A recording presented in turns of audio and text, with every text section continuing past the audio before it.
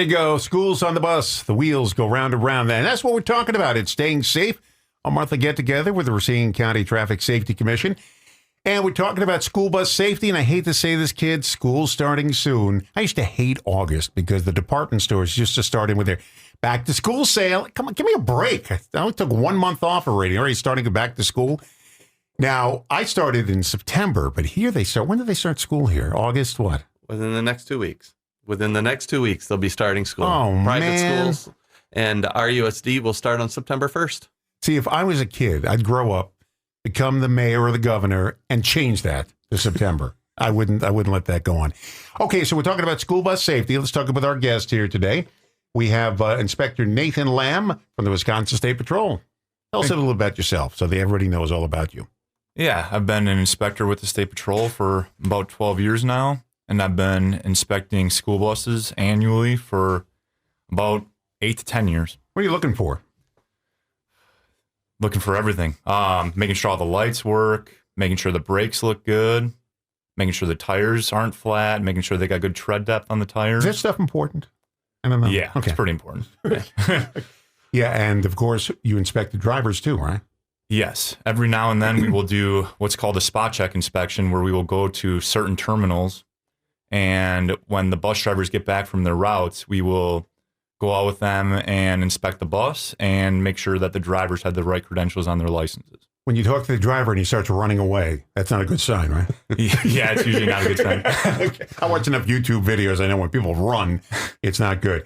Also joining us, once again, because you were here last year, John Strack is here, Superintendent of Transportation. Well, Supervisor. Supervisor. Yeah, I don't want to take the superintendent's job. Okay, Supervisor. Soren does great. Yeah, I'm Supervisor of Transportation with Racine Unified School District. All right, and you do what now? I work with both the public and the private schools to ensure that the transportation that is required for the students occurs. We work with a contracted service, which provides transportation. We work with First Student, and you'll shortly be seeing all the buses start to hit the road. So be prepared to adjust accordingly. Private schools, again, will be starting in approximately 2 weeks. And we make sure that students can get picked up. You pick them up at their homes anymore? Or We normally do group stops. There are a number of areas, though, that due to the road spots on 5 Mile Road or 4 Mile Road that are out in our more rural areas, we do make home stops in those locations. But in most of our rural locations, we do group stops around the area. Let's get the elephant in the room settled here. Comes up every time we talk about this, seatbelts. Mm-hmm. There are no seatbelts on school buses. I think I know the reason why, because if there's an emergency, you got 50 kids to unbuckle. And you don't want to go. Is that similar? Is that the reason? Yeah, it's one of the reasons why the seats are the way they are. They create something that's called compartmentalization. And yes, the child may move around inside that, but if the bus is to tip or to roll and everybody is seatbelted in, we're not dealing with adults who can at least calm down enough to get themselves unbuckled. And in some cases, because of the way the seatbelt is, you can't get out. So in a school bus, trying to extricate everybody from a seat and get them out in a safe distance away from the bus after an accident, the seatbelts become prohibitive at that point. Yeah. Let's talk about some of the things on our list here. We've got danger zones around the bus. The front of the bus, extremely dangerous. I'm looking at a picture here. If you go around the passenger side, for lack of a better word, the bus driver can't see well there, right? This is the blind spot? Yeah. If you ever watch a bus stop, you're going to notice that they've got mirrors, and many of them now have a sweep arm on the front. I don't know if that's legally required, but they now have the sweep arm that goes on the front of the bus, that big arm that just swings out in front of the bus, and it's designed to make kids go around it. So parents need to work with their kids to know those danger zones around it. If you're too close to the front of the bus, obviously the driver can't see you because they're elevated in the air. And if a child were to go under or over that arm, they could be run over by the bus, which unfortunately has happened in some areas. The other areas to consider is that you don't cross the street until the driver waves you forward. So that way they know the cars behind have stopped or the ones in front. So they're monitoring so the kids can get across safely. But you know what? We're talking about little kids that are excited. Mm-hmm. They don't have the sense that, I got to get home. And then they run. And then there's a tragedy. Yeah. They don't wait for the bus driver to wave them. Some kids might. But for the little kids, they're so excited. They just want to go home. Kindergarten kids, first grade kids, they just want to get home and get out of there. And I see it all the time when I see them just except running across the street. And once they start, I mean, you can't stop them. Let's talk about the flashing lights, because everybody's always confused. They got amber lights, the yellow lights, and they got the red flashing lights. What are those? So the amber lights means that the driver is about to come to a stop. So if you're driving near that, you should be prepared to stop as well. And the red ones are the ones when they've come to a complete stop, and that's when the door opens and the crossing gate in the front comes out. But the stop sign comes out. The stop sign comes out as well. Yeah, when I was a kid, they didn't have the stop sign. I don't think they had the flashing lights. I'm trying to think. And you're supposed to stop. You're not supposed to, go slowly around the bus. You're supposed to stop. And I see so many people just go right through there, and that's when you take the risk of hitting a kid. And if you do, your life will never be the same again. It's all over for you. And what's the penalty for that, by the way? I want to say it's a steep penalty. I don't know the exact amount off the top of my head, but I do know that a lot of the buses, they have cameras in the buses so that it records the front. So it will record the plate. And that's how the driver is able to notify the company, who then can notify law enforcement. Look at that. High tech. Yeah. Some of the newer stop arms have cameras right on the stop arm. So as it extends, the camera can actually see who's coming and going past it. It's hard enough to be a school bus driver with, 80 screaming to how many? 50 kids screaming in the bus, running around, throwing things at each other. Then you got to pay attention to the nuts on the road who don't stop. I mean, I can never do that.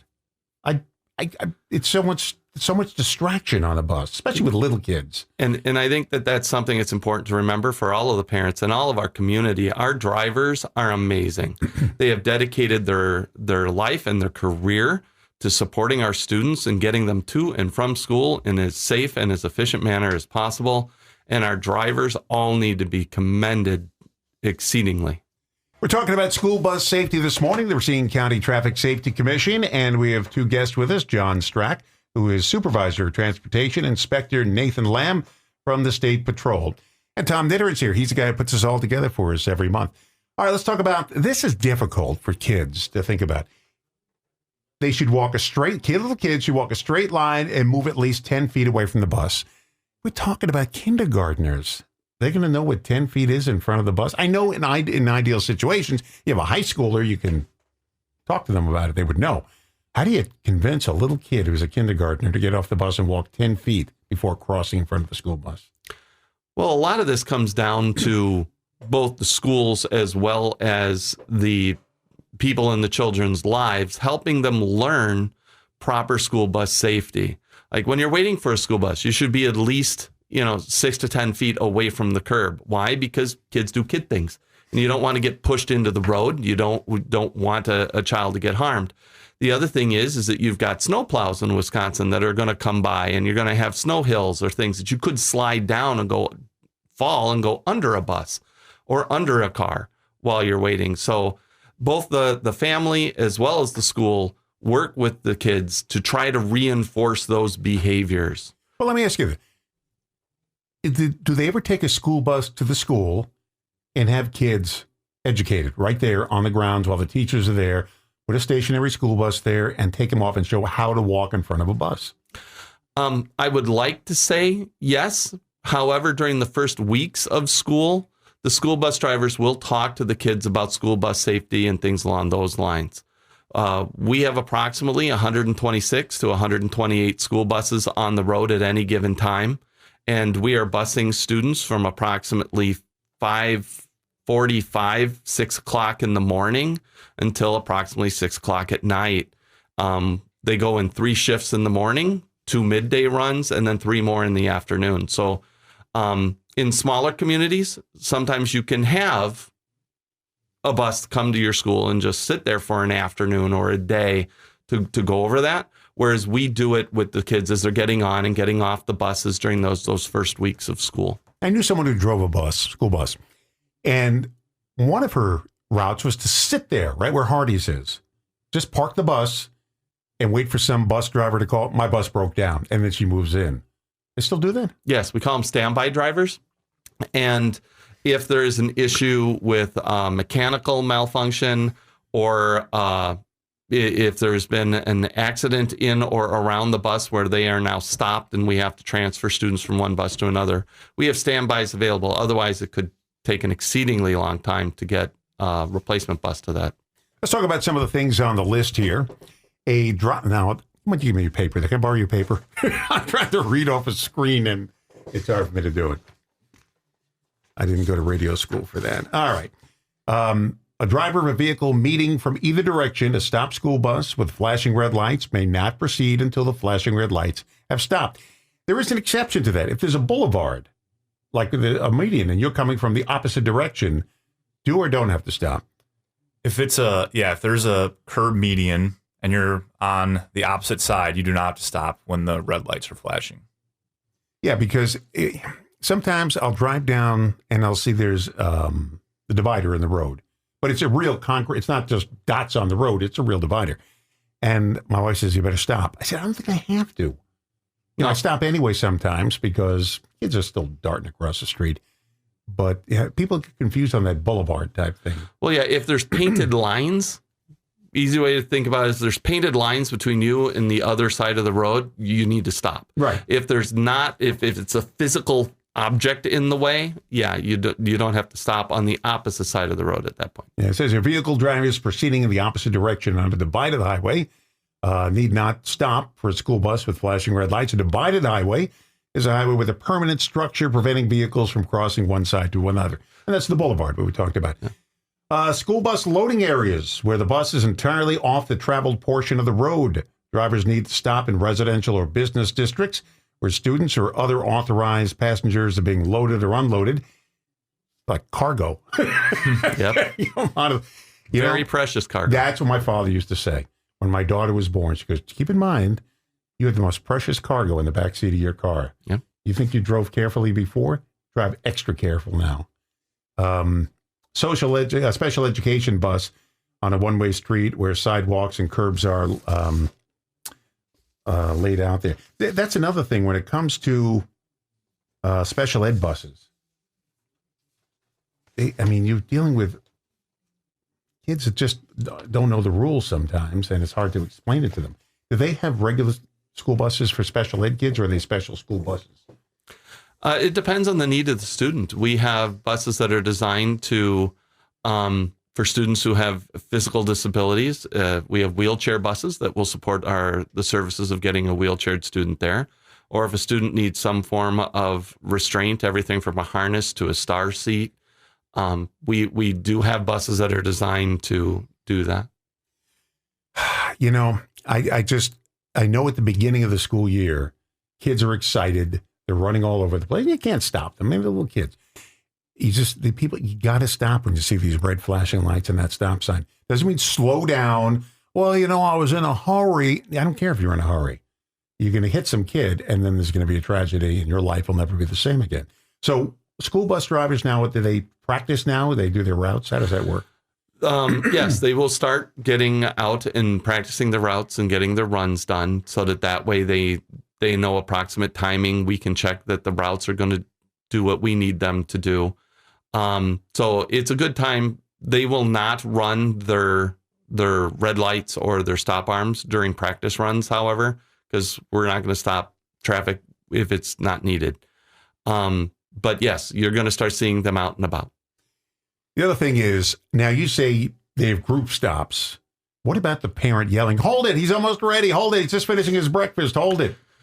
We ask, and they know that happens. Yes, and unfortunately, it's difficult. We ask all parents to be out with their students or their students just to be out at the bus 10 minutes prior to the bus's arrival time, because this way, when the bus stops, we can load the kids on as quickly as possible, so we can go get the other students. Everybody says, well, the bus saw my child running, and that's actually not the case. The driver's not looking in the mirrors to see if somebody's running late. They're looking in the mirrors to see what hazards exist and to begin safely operating that vehicle. What if you have a troublesome kid on the bus? They still kick them off? They can. Not right at that moment. They're not going to open the door and release them out into the wild. The idea is that, You're on the freeway, get out. Yeah, we will work with the parents. We will work with the school to have a better behavioral outcome. I'm not dating myself too much, but I remember on Leave It to Beaver, Beaver got kicked off the bus for starting a fight, which he didn't start. And he had to write letters of apology to get back on the bus. They still do that? Which one?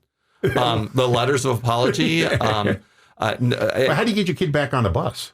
Well, normally it depends, because normally we will end up, the schools will meet with the parent to discuss it. The school buses in our area are considered an extension of the classroom. So any severe behavioral situations really are dealt with the principal of the student. They also have knowledge of the student and work with them on a daily basis also. So the administration of the building will work with the parent to try to help garner a better behavior on the bus. If it extends over a period of time, you can see short suspensions. School bus is a privilege, not an absolute right, in the sense that if you continue to cause a disruption, which can become a safety issue for others, that you can receive a short-term suspension or up to the remainder of the year, depending on the severity. Thank you for setting this up for us. I do appreciate it. Step over here a second. Thank you for setting that up for us. I do appreciate it, my friend. Oh, you're very welcome. I wanted to thank a couple people who actually were behind this as well. The Trooper Matt Barlar suggested it after one of our traffic safety meetings. Then Sergeant Joe Dashek from the State Patrol recruited Inspector Lamm here. So thank you, and thank you both, gentlemen, for appearing today. Your knowledge is wonderful. Great. And I thank you both as well. I thank you for schlepping in so early. I know it's tough getting up in the morning to come in here, and I do appreciate it. John Strack, Supervisor of Transportation, Inspector Nathan Lamm of the Wisconsin State Patrol, keeping those school buses tip-top. We're not going to let anything slip through. Drivers, mechanical equipment, we're going to make sure it's safe, right? Yes, sir. And get the seal of approval. Thank you very much, guys, for coming in. Do we know what's next month or not yet? Oh, what do we have next month? What do we have? Next month's going to be railroad safety. And I'm going to talk to you. We're going to shift the Liz Adams, who's the acting director for emergency management. She'll be in hopefully a little bit later in September. Right. At that time, I'll tell you my story now. I used to go to school every day to cross the tracks. Wait to hear this story. Thank you guys for coming in this morning. I do appreciate it. And if anybody wants to see what we talked about, you can go online. Just Google Racine County staying safe, and it pops right up. Everything we've talked about for the full year is on there. The last one will be school bus safety. School bus safety. I mean, these are little kids. You got to be aware of them, especially at the beginning of the school year when they're all excited, okay?